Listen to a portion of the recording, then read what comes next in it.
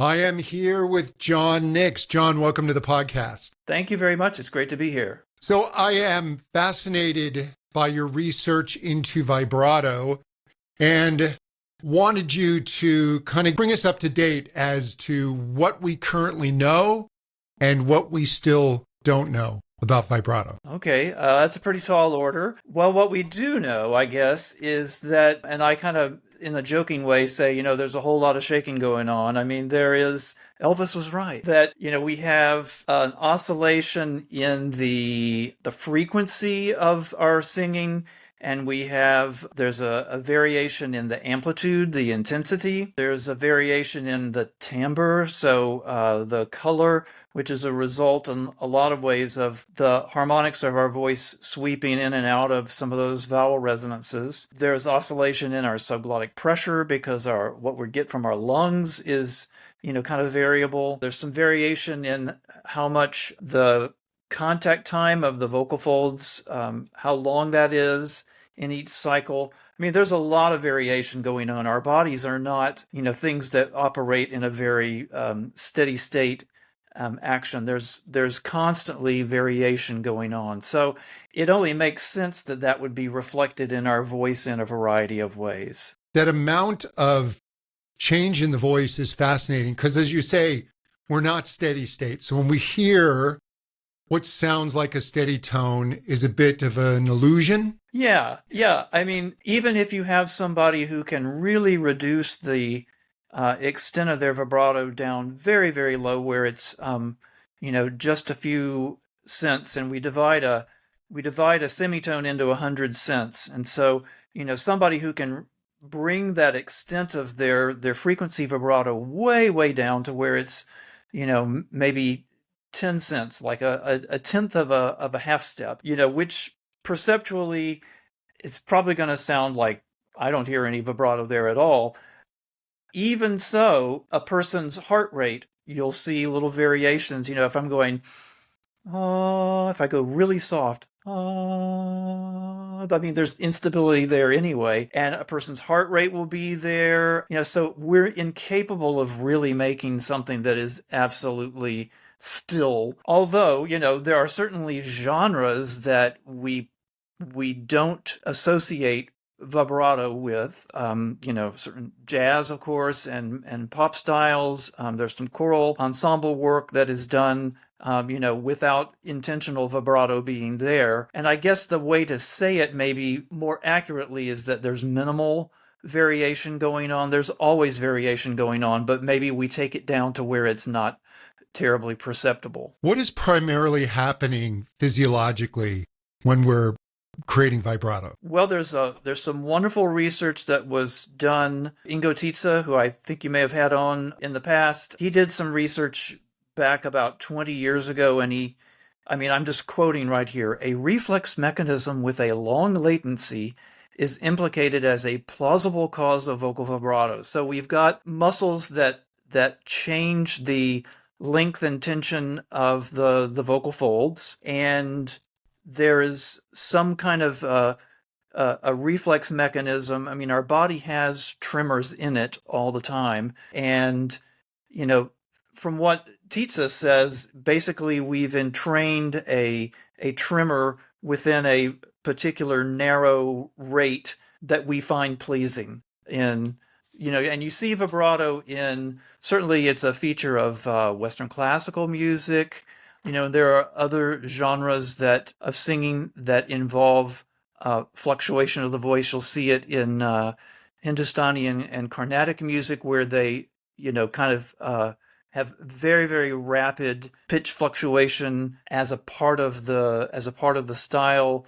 Do they think of it as vibrato? They don't really, but so we know that's going on, and that there's, some feedback going on between our auditory and our kinesthetic systems, which are then saying, okay, am I on that pitch? Yes, you're on that pitch. Am I on that pitch? Yes, I'm on that pitch, the desired pitch. So there's that kind of thing that's going on. There's also been some research by a research team where they intentionally altered the feedback that people had, and that again kind of pointed to this idea that there's this reflex mechanism going on in collaboration with the muscles that, in terms of their balancing action, keep us on the desired pitch. So it's essentially a loop that we're controlling, but not completely consciously controlling? Yeah, I think that's a good way to say it. And control is a maybe regulate or monitor. Control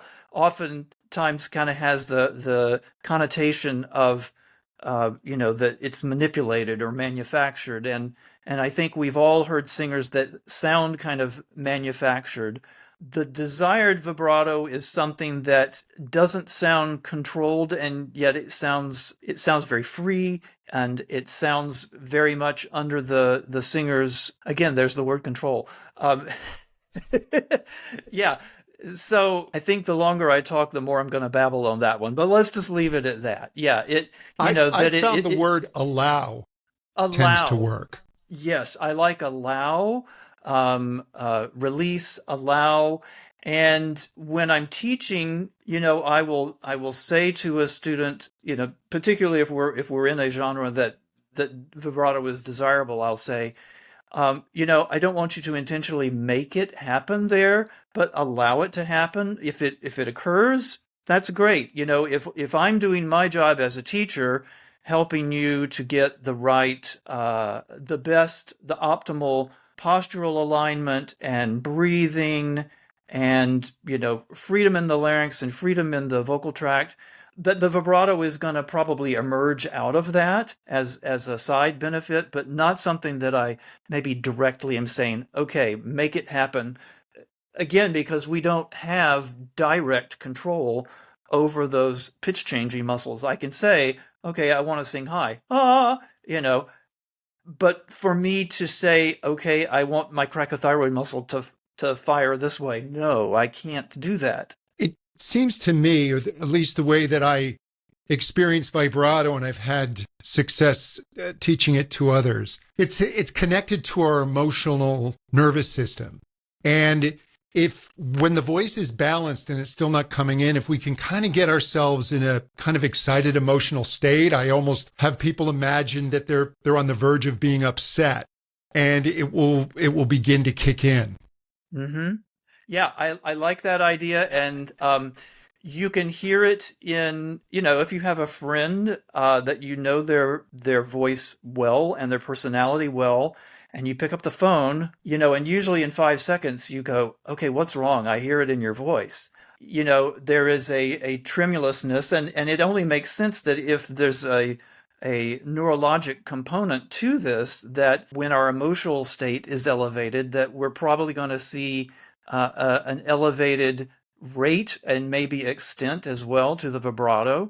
And you hear it in fervent speech. I mean, if you listen to, the famous I Have a Dream speech of Martin Luther King, as he gets more animated, you hear his voice starting to get a tremulousness to it. So absolutely, the emotional state as a teacher is one way to go at it in order to help the person release vocally and find that coordination. Yeah, absolutely. When people do discover the vibrato, if they're not happy with the speed, some people may feel it's a little too slow, others feel it's a little too fast.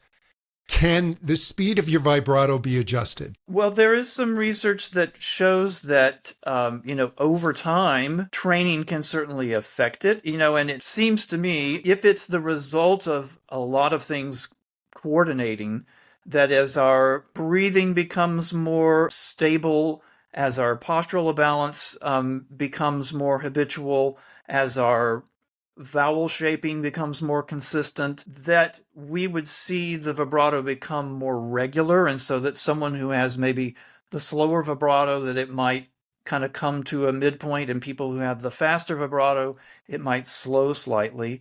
And there's some research by Dirk Mürbe in Germany and Diana Kinney in Australia that certainly bears that out. In terms of like specific exercises, I have an article that's in the Journal of Singing. It was about 10 years ago, and it's called Shaken Not Stirred, and it's inspired by James Bond. And I give some exercises, where we're alternating rapid pitch changes with sustaining. So, you might be doing like a so you're doing like a rocking pattern and then sustaining on a note, or doing some things where you're doing fast little, where you're doing little quick turns and then a sustained note. And the thinking behind that is, since we know the cricothyroid muscle, our longitudinal stretcher of the vocal folds, is certainly very highly correlated with the vibrato. Things that engage that muscle, you would think would have some impact upon the vibrato rate. I have not done any kind of a proof of practice study.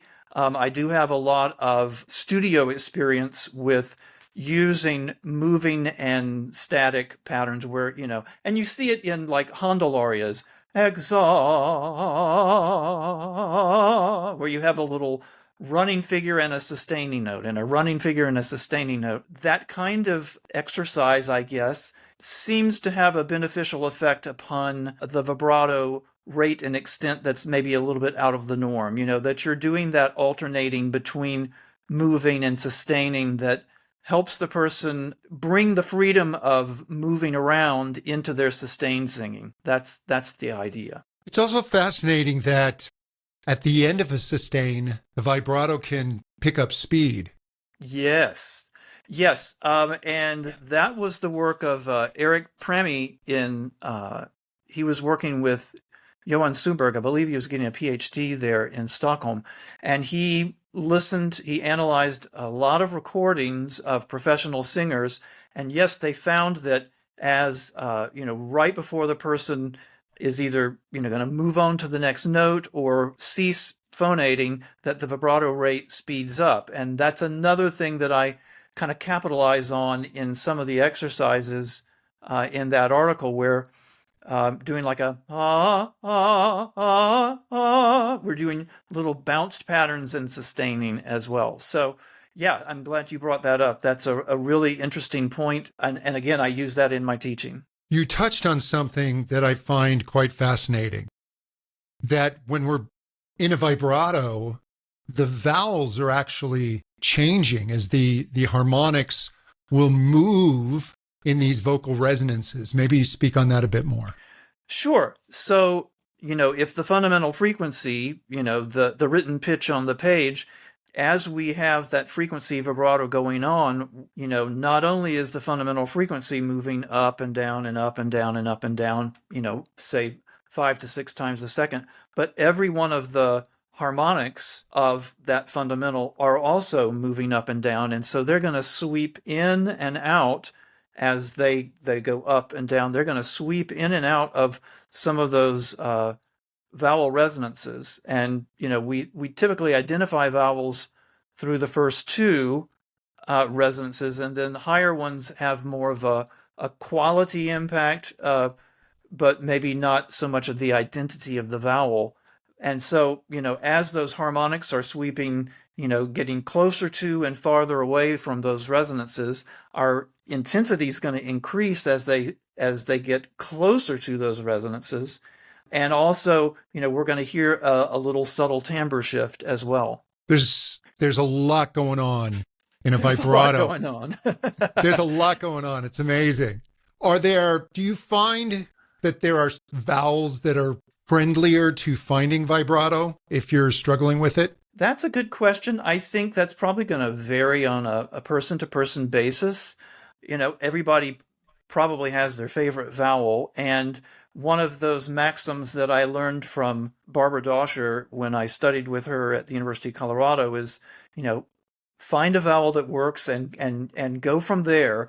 And so, if the person, say, their vibrato is really, really consistent and the rate is really good and so on, say, their A vowel, well, then you pair that one, you do exercises, where you have them go, A, and maybe the vibrato rate on the A vowel is the thing you're trying to kind of nudge along. So you pair the vowel that it works very effectively on with one where you're trying to, kind of get a little more stability going on, and just go back and forth. In terms of, physiologically, I did a research study with some colleagues, Nick Perna and Kimberly James and Sheila Allen, where we collected data from college voice majors at our four schools that we were teaching at. And, we looked at vibrato rate and extent of, the females versus the males and the high voices versus the low voices.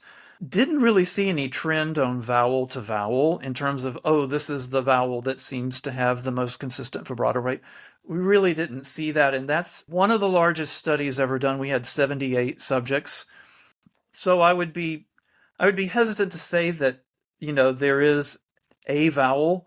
I would say as a teacher, every person who walks into your studio is a little bit different, and their personal anatomy and their speech habits and, the freedom that they have in the various structures involved in their voice production, they may have the vowel that seems to, be most ideal for them. And from that one, you try to get everything else as consistent as possible. Are there voices that just aren't capable of vibrato? Capable. I would hedge my bet about capable. Are there voices that have never experienced it? Sure.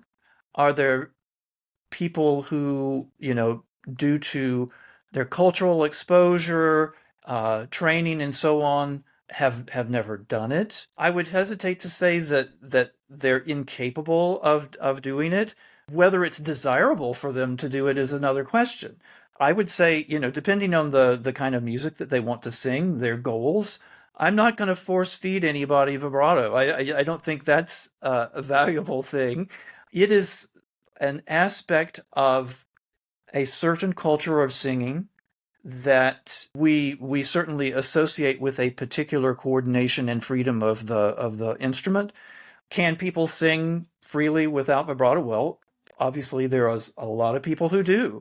It is one of the coordinations which we have at our disposal. That's great. John, where can people find out more about you? Well, I do have a website. It's johnnixvoiceteacher.com. Made it myself on Wix. I teach at the University of Texas at San Antonio. I've got YouTubes out there of me teaching and lecturing. I'm highly involved in NATS. I'm the co-chair of the Voice Science Advisory Committee for NATS, and David Meyer and I are starting a new column in the Journal of Singing, so you'll see stuff there. Yeah, I'm around. If you Google John Nix voice teacher, I'm going to come up somehow. And I'm happy to answer people's questions as they, contact me. Very good. John, thank you for joining us. Thank you, John. It's great to have this time with you today.